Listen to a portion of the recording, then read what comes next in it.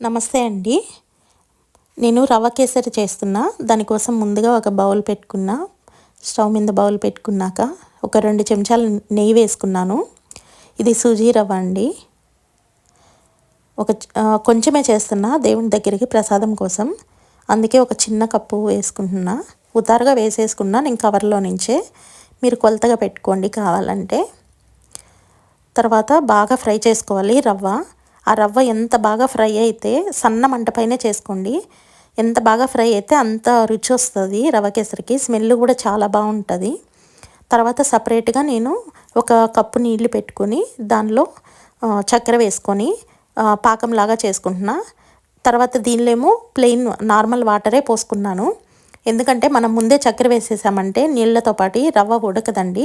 అందుకోసమే నేను సపరేట్గా చక్కెర ఉడకబెట్టేసుకొని దానిలో ఒక 2-3 ఇలాచీలు కొట్టేసుకొని అది బాగా చక్కెర దగ్గర పడి మరిగాక తర్వాత దీనిలో డైరెక్ట్ మళ్ళీ వేసేసుకోవడమే.